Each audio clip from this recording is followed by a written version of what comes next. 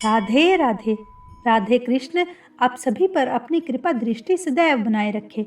आपके अपने चैनल भारत अनंत वेद पर मैं आपका हार्दिक स्वागत करती हूँ।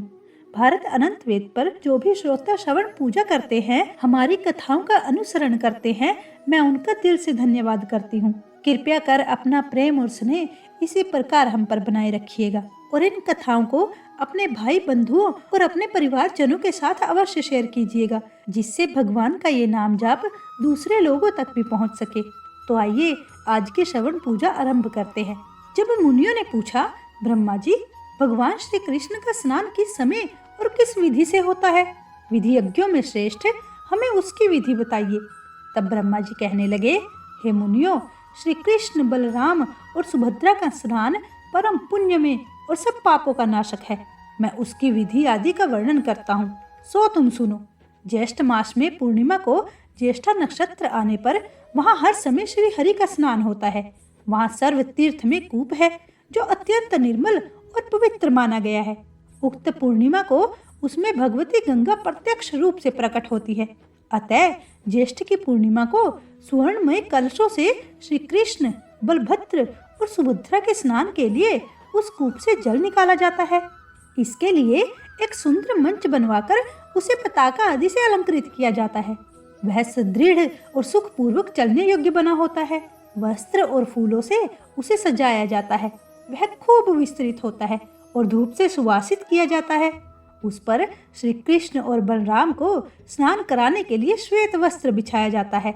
उसे सजाने के लिए मोती के हार लटकाए जाते हैं। भांति भांति के वाद्यों की ध्वनि होती रहती है। उस मंच पर एक ओर भगवान श्री कृष्ण और दूसरी ओर भगवान बलराम विराजते हैं। बीच में सुभद्रा देवी को पधराकर जय जयकार और मंगल घोष के साथ स्नान कराया जाता है। उस समय ब्राह्मण, क्षत्रिय, वैश्य, शूद्र तथा अन्य जाति के लाखों स्त्री पुरुष उन्हें घेरे रहते हैं। गृहस्थ, स्नातक, सन्यासी और ब्रह्मचारी सभी मंच पर विराजमान भगवान श्री कृष्ण और बलराम को स्नान कराते हैं। पूर्वोक्त संपूर्ण तीर्थ अपने पुष्प मिश्रित जलों में पृथक पृथक भगवान को स्नान कराते हैं। फिर शंख, भेरी, मृदंग, झांझ और घंटा आदि वाद्यों को तुमुल ध्वनि के साथ स्त्रियों के मंगल गीत, स्तुतियों के मनोहर शब्द, जय जयकार, वीणारव तथा वेणुनाद का महान शब्द समुद्र की गर्जना के समान जान पड़ता है। उसी समय मुनि लोग वेद पाठ और मंत्र उच्चारण करते हैं। साम गान के साथ भांति भांति की स्तुतियां पुण्य में शब्द होते रहते हैं। यति, स्नातक, गृहस्थ और ब्रह्मचारी स्नान के समय बड़ी प्रसन्नता के साथ भगवान का स्तवन करते हैं। श्री कृष्ण और बलराम के ऊपर रतन दंड विभूषित च्वर ढुलाए जाते हैं। आकाश में यक्ष, विद्याधर, सिद्ध, किन्नर, अप्सराएं, देव, गंधर्व, चारण, आदित्य, रुद्र, साध्य तथा अन्य लोग भी भगवान पुरुषोत्तम की स्तुति इस प्रकार करते हैं कि हे देव देवेश्वर, पुराण पुरुषोत्तम, आपको नमस्कार है। जगत पालक भगवान जगन्नाथ, आप सृष्टि, स्थिति और संहार करने वाले हैं। जो त्रिभुवन को धारण करने वाले ब्राह्मण भक्त, मोक्ष के कारणभूत और समस्त मनोवांछित फलों के दाता हैं, उन भगवान को हम प्रणाम करते हैं। इस प्रकार आकाश में खड़े हुए देवता श्री कृष्ण, महाबली बलराम तथा सुभद्रा देवी की स्तुति करते, गंधर्व गाते और अप्सराएं नृत्य करती हैं और शीतल वायु चलती रहती है। उस समय आकाश में उमड़े हुए मेघ पुष्प मिश्रित जल की वर्षा करते रहते हैं। मुनि, सिद्ध और चारण जय जयकार करते हैं। तत्पश्चात देवतागण मंगल सामग्रियों के साथ विधि और मंत्र युक्त अभिषेक उपयोगी द्रव्य लेकर भगवान का अभिषेक करते हैं। इंद्र, सूर्य, चंद्रमा, धाता विधाता, अग्नि, भग, अर्यमा, वसु, पितृ, कश्यप, अत्रि, सारे मुनि, यमदूत तथा अन्य अनेकों देवता भगवान का अभिषेक करने के लिए इधर उधर से आते हैं और स्वर्णमय कलशों में रखे हुए पुष्प मिश्रित आकाश गंगा के जल से श्री कृष्ण, सुभद्रा तथा बलराम जी को स्नान कराते हैं तथा प्रसन्नता पूर्वक इस प्रकार उनकी स्तुति करते हैं।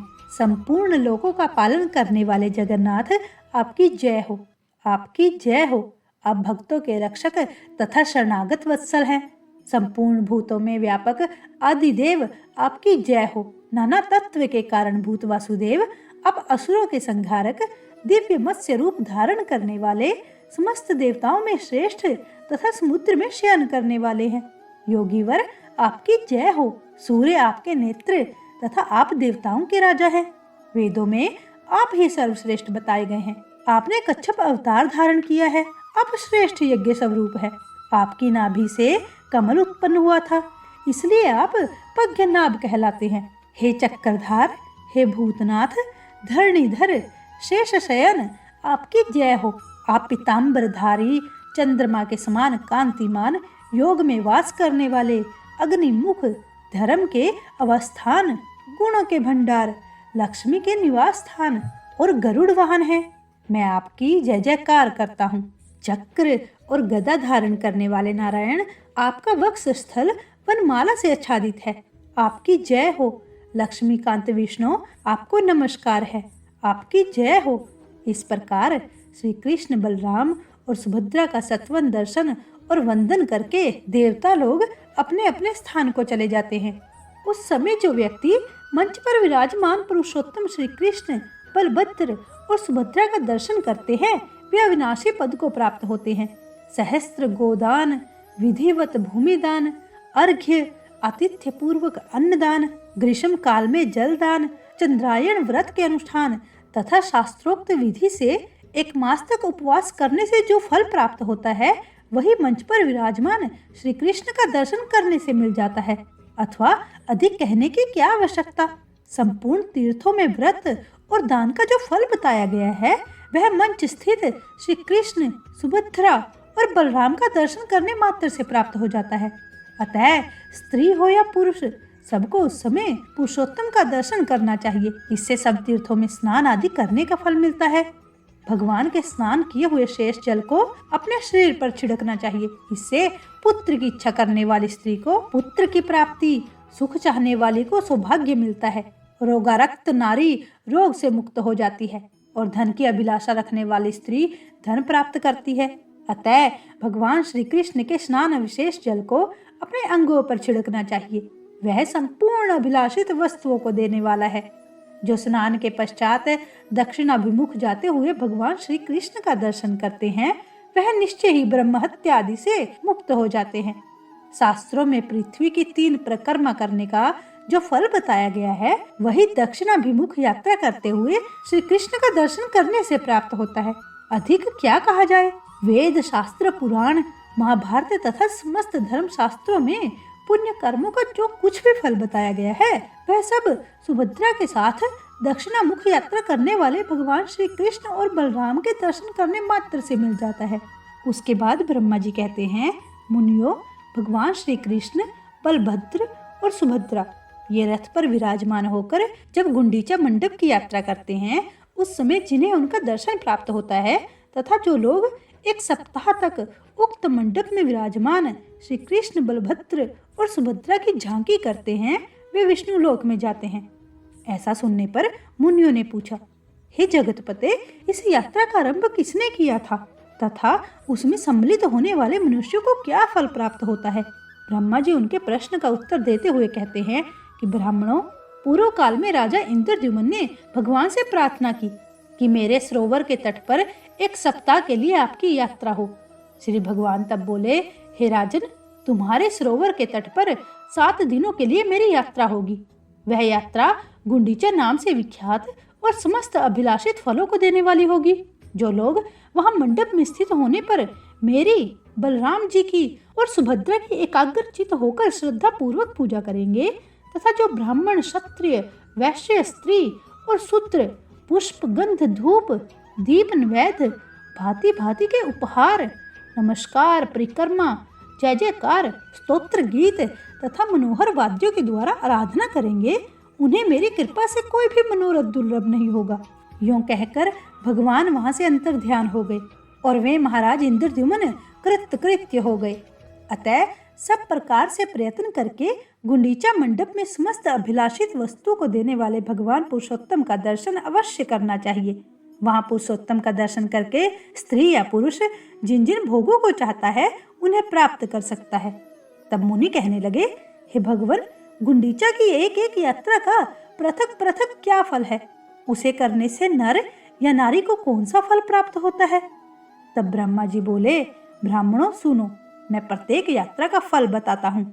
गुंडीचा में प्रबोधिनी एकादशी के दिन फाल्गुनी की पूर्णिमा को तथा विषुव योग में विधि पूर्वक यात्रा करके श्री कृष्ण, बलराम और सुभद्रा का दर्शन करने से व्यक्ति वैकुंठ धाम में जाता है।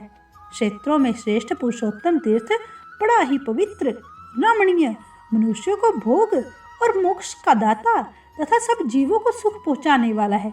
जो जितेंद्र स्त्री या पुरुष ज्येष्ठ मास में वहां शास्त्रोक्त विधि के अनुसार 12 यात्राएं करके एकाग्रचित उनकी प्रतिष्ठा करता है और उस समय धन खर्च करने में कृपणता नहीं करता, वह भांति भांति के भोगों को भोग कर अंत में मोक्ष पद को प्राप्त होता है। मुनि कहने लगे, हे देव, हे जगतपते, हम आपके मुंह से 12 यात्रा की प्रतिष्ठा की विधि, पूजन, दान और फल सुनना चाहते हैं। ब्रह्मा जी ने कहा कि हे ब्राह्मणों, जब 12 यात्राएं पूरी हो जाएं, तब विधि पूर्वक उनकी प्रतिष्ठा करें। वह सब पापों का नाश करने वाली है। ज्येष्ठ मास के शुक्ल पक्ष में एकादशी तिथि को एकाग्रचित से किसी पवित्र जलाशय पर आचमन करें और इंद्र संयम पूर्वक पवित्र भाव से सब तीर्थों का आवाहन करके भगवान नारायण का ध्यान करते हुए विधिवत स्नान करें। ऋषियों ने स्नान क्रम में जिसके लिए जैसी विधि बतलाई है, उसको उसी विधि से स्नान करना चाहिए। स्नान के पश्चात नाम, गोत्र और विधि का ज्ञाता पुरुष शास्त्रोक्त विधि से देवताओं, ऋषियों, पितरों तथा अन्य जीवों का तर्पण करे। फिर जल से निकलकर 2 स्वच्छ वस्त्र पहने और विधि पूर्वक आचमन करके 108 बार गायत्री का मानसिक जाप करे। गायत्री सब वेदों की माता, संपूर्ण पापों को दूर करने वाली तथा परम पवित्र है। इसके सिवा अन्य सूर्य संबंधी मंत्रों की भी श्रद्धा पूर्वक जप करना चाहिए। तत्पश्चात 3 बार परिक्रमा करके सूर्य देव को प्रणाम करें। इसके बाद मौन होकर घर में जाएं और हाथ पैर धोकर विधिवत आचमन करके श्री पुरुषोत्तम की पूजा करें। पहले भगवान को घी से स्नान कराएं, फिर दूध से, उसके बाद मधु, गंध और जल से, फिर तीर्थ के चंदन और जल से स्नान कराएं। तदंतर भक्ति पूर्वक 2 उत्तम वस्त्र पहनाएं। फिर चंदन, अग्र, कपूर और केसर भगवान के अंगों में लगाएं। पुनः प्राभक्ति के साथ कमल से तथा विष्णु देवता संबंधी मल्लिका आदि अन्य पुष्पों से श्री पुरुषोत्तम जी की पूजा करें। भोग और मोक्ष के दाता जगदीश्वर श्री हरि की इस प्रकार पूजा करके उनके समक्ष अग्र, गुग्गल तथा अन्य सुगंधित पदार्थों के साथ धूप जलाएं। अपनी शक्ति के अनुसार घी से दीपक जलाकर रखें। घी अथवा तिल के तेल से अन्य 12 दीपक जलाकर रखें। नैवेद्य के रूप में खीर, पूड़ी, बड़ा, लड्डू और फल निवेदन करें। इस प्रकार पंचोपचार से श्री पुरुषोत्तम का पूजन करके ओम नमः पुरुषोत्तमाय इस मंत्र का 108 बार जाप करें। इसके बाद भक्ति पूर्वक भगवान पुरुषोत्तम से इस प्रकार प्रार्थना करें, भक्तों को अभय प्रदान करने वाले सर्वलोकेश्वर पुरुषोत्तम, आपको नमस्कार है। मैं इस संसार सागर में डूबा हुआ हूँ, मेरा उद्धार कीजिए। जगतपते गोविंद, आपके दर्शन के लिए मैंने जो 12 यात्राएं की हैं, वे सब आपके प्रसाद से मेरे लिए परिपूर्ण हों। इस प्रकार भगवान को प्रसन्न करके साष्टांग दंडवत करें। तत्पश्चात पुष्प, वस्त्र और चंदन आदि से भक्ति पूर्वक गुरु की पूजा करें, क्योंकि गुरु और भगवान में कोई अंतर नहीं है। तदंतर भांति भांति के पुष्पों से भगवान के ऊपर एक सुंदर पुष्प मंडप बनाएं। फिर श्रद्धा और एकाग्रता पूर्वक रात्रि में जागरण करें। भगवान वासुदेव की कथा और गीत की व्यवस्था रखें। इस प्रकार विद्वान पुरुष ध्यान, पाठ और स्तुति करते हुए रात्रि व्यतीत कर दें। तत्पश्चात निर्मल प्रभात होने पर द्वादशी को 12 ब्राह्मणों को निमंत्रित करें। वे ब्राह्मण स्नातक, वेदों में प्रांगत, इतिहास पुराण के ज्ञाता, श्रोत्रिय और जितेंद्रिय होने चाहिए। इसके बाद स्वयं भी विधि पूर्वक स्नान करके धुला हुआ वस्त्र पहने और इंद्र संयम पूर्वक पहले भगवान को स्नान कराकर उनकी पूजा करें। भगवान की पूजा के बाद ब्राह्मणों की भी पूजा करें। उनके लिए 12 गोए दान करके श्रद्धा और भक्ति पूर्वक स्वर्ण, छतरी, जूते, धन तथा वस्त्र आदि समर्पित करें। श्रद्धा भाव से पूजित होने पर भगवान गोविंद संतुष्ट होते हैं।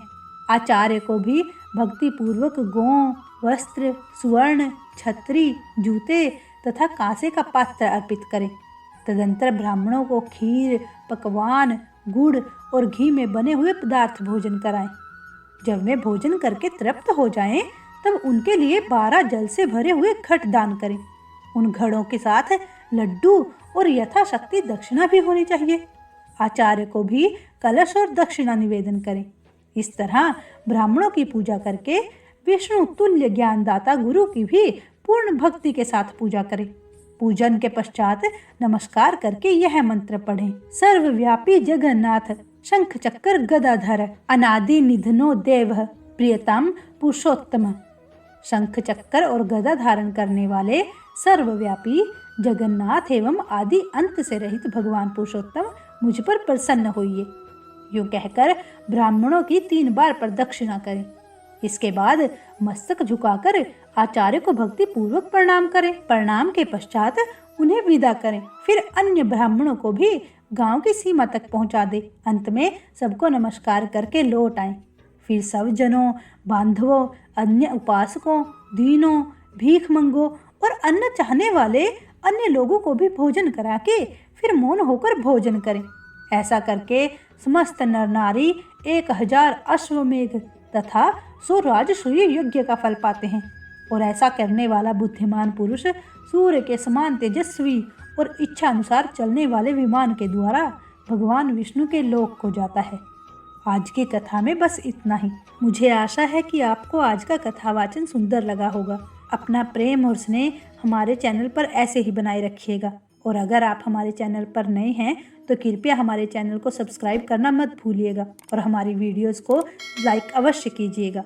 भगवान श्री कृष्ण आपके मन की हर इच्छा को पूर्ण करें। जय श्री कृष्ण।